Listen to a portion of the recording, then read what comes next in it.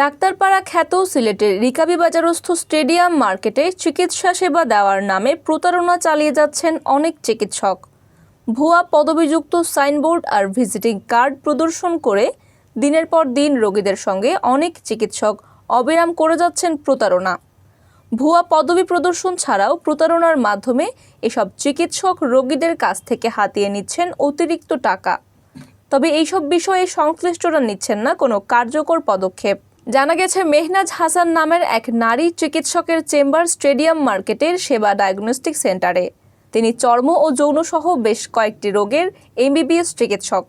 সেবা ডায়াগনস্টিক সেন্টারের সামনে টানানো সাইনবোর্ডে তার পদবি লেখা রয়েছে সহকারী অধ্যাপক ও বিভাগীয় প্রধান, PMCH অর্থাৎ পার্কভিউ মেডিকেল কলেজ ও ex Sylhet MAG Osmani medical college হাসপাতাল। যদিও খোঁজ নিয়ে জানা গেছে, ডাক্তার Mehnaz Hasan Parkview medical college হাসপাতালের সহকারী অধ্যাপক হলেও বিভাগীয় প্রধান নন। আর ওসমানী মেডিকেল কলেজ হাসপাতালে তিনি কোনোদিনও কর্মরত ছিলেন না, ছিলেন শিক্ষার্থী। শুধু পদবীর প্রতারণা নয়, এই নারী ডাক্তারের বিরুদ্ধে রয়েছে রোগীর পকেট কাটার অভিযোগ। ঘটনা গত 7 জুলাই রাত 8টার।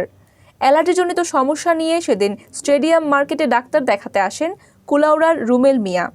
সেখানে এসে সেবা ডায়াগনস্টিক সেন্টারের সামনে ডাক্তার মেহনাজের সাইনবোর্ডে ওসমানী মেডিকেল কলেজ হাসপাতালের নাম দেখে তার চেম্বারে যান রুমেলের অভিযোগ, তার কাছ থেকে মেহনাজ নিজের ফি নেওয়া ছাড়াও ট্রাইলন নামের মাত্র 75 টাকা দামের একটি ইনজেকশন দিয়ে 1500 টাকা হাতিয়ে নেন। বাইরের একটি ফার্মেসিতে ওই ইনজেকশনের দাম জিজ্ঞেস করে বিষয়টি ধরা পড়ে রুমেলের কাছে।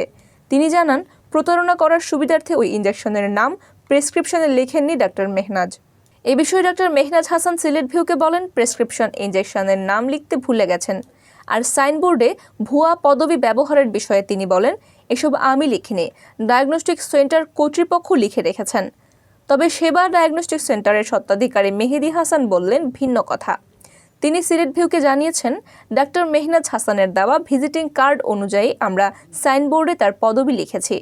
মেহেদি হাসান প্রশ্ন রেখে বলেন, যদি এটা আমাদের ভুল হতো তাহলে তিনি কেন প্রত্যেকদিন এখানে আসেন? তার চোখে পড়েনি? তিনি আমাদের সংশোধন করতেই বলেননি কেন?